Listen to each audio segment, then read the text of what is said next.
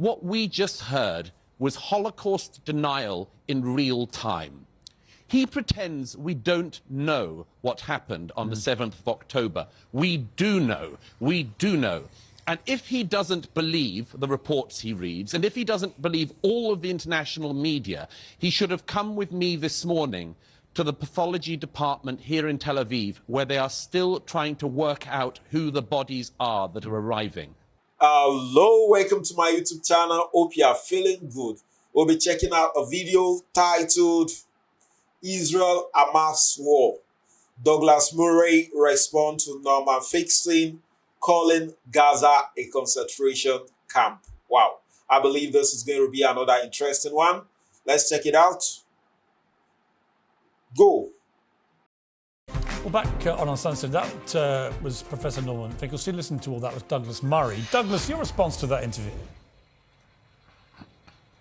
Several things. I've followed the career of Norman Finkelstein for many years. He's notorious for having destroyed his career by, among other things, weaponizing his parents being in the Holocaust to use his career to attack Israel in particular.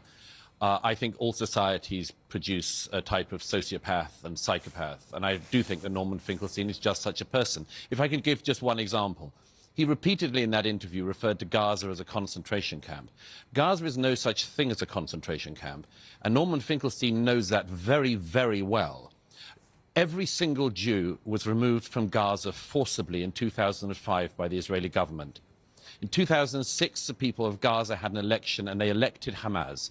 Hamas proceeded to kill Fatah and other Palestinians who did not agree with Hamas. And if anyone is responsible for making Gaza into a prison camp, it is Hamas that uses places like the Shifa hospital as torture chambers for Palestinians. Now, here's another oddity about it. He kept saying concentration camp about Gaza. Do you, peers, know anybody who got out of a concentration camp in 1945 and proceeded to go next door and behead and rape everyone they could find? I don't. But only Norman Finkelstein finds these kinds of comparisons to make and makes them willfully. And by the way, and shame on him for this, what we just heard was Holocaust denial in real time. He pretends we don't know what happened on the 7th of October. We do know. We do know. And if he doesn't believe the reports he reads, and if he doesn't believe all of the international media, he should have come with me this morning to the pathology department here in Tel Aviv, where they are still trying to work out who the bodies are that are arriving.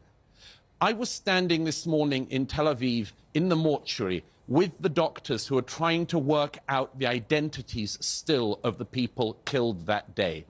There is so little of some of them, peers, that they can't even extract DNA from them. There is so little of them that sometimes it turns out what was thought to be the charred remains of one person is the remains of two people. People arrive in bags, peers. They arrive in bags with little bits of what is left of their body and maybe a bit of a mobile phone. There was the skull of what I said that must be a child's skull. And one of the experts there in the mortuary said, actually, we don't know, because the fire in the house that the Hamas lit was so intense in its heat, it could have been a young man's skull that was warped into a smaller size by the heat. So if Norman Finkelstein, practicing his Holocaust denialism in real time, actually wants to practice any of the academic pursuit he has spent his career not pursuing, then I would urge him to go like I did, and see the body bags in the mortuary here, and see what Hamas did that day. It is disgusting that Norman Finkelstein uses his late parents to defame Israel, to pretend that Israel are the Nazis in this situation. All societies produce sick individuals, but very few people have been produced who are quite as sick as Norman Finkelstein. Would you ever debate with him? I said to you, I refuse, and I refuse for one straightforward reason, is that I know very, very few people I would say I don't debate with. But Norman Finkelstein is one of them. Most people I know in academia stopped having anything to do with him many decades ago. When he wrote his book, The Holocaust Industry, in 2000, claiming that the Jews were using the Holocaust to sort of make money from and so on. Most people wanted to be nowhere near such a fetid individual. I don't think he's somebody you can debate with, because I do not want to debate with a Holocaust denier in real time any more than I would debate with a Holocaust denier who was denying the last Holocaust. This was the biggest murder of Jews since the Holocaust, and shame on Norman Finkelstein for trying to pretend that that didn't happen or happened differently in real time. It's disgusting. Douglas, as always, thank you very much indeed for your powerful contribution tonight. I greatly appreciate it. What an interesting video. You can tell based on the fact Douglas have stated in this video on Norman Finkelstein, calling Gaza a concentration camp. And we all know that it's not true, because Israel left Gaza in 2005. Israel left Gaza in 2005. And according to statistics, about 10,000 Israeli are residing in Gaza was forced out of Gaza in 2005 by the IDF soldiers. And believe me, these 10,000 Israeli forced out of Gaza, they have houses in Gaza, they have properties in Gaza, but they decide to leave all those property and leave all those houses, and they went back to Israel. Forgive me, they never even left willingly. They were forced out of Gaza by the IDF soldiers. And after the Israeli left Gaza in 2005, believe me, Hamas was voted into power in 2006. And when Hamas came into power, they silenced all the opposition.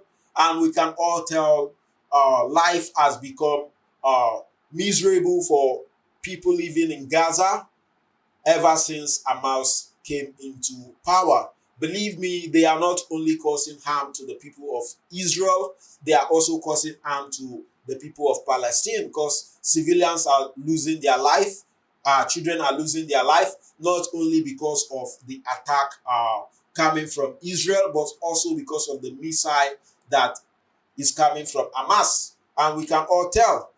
And I believe the main problem and the genesis of this problem is Hamas, which is the governance of Gaza. And believe me, they voted Hamas into power. And Hamas is supposed to protect the interests of the citizen and try to protect the civilian, protect the children. But believe me, Hamas is causing harm not only to Israel, but also to the people of Gaza and the people of Palestine at large. Because if I can remember, in 2005, Israel signed a peace agreement. They came into a two-state solution, and they signed a peace agreement with the people of Gaza. And when Hamas came into power, Hamas violated the two-state solution, the peace agreement that was signed, and decided to attack Israel. Believe me, and ever since then, they have kept on attacking Israel. And we can all understand that, we can all agree that the killing of civilians, the killing of children is totally a terrorist act. And that is what happened. That is what happened in October 7th that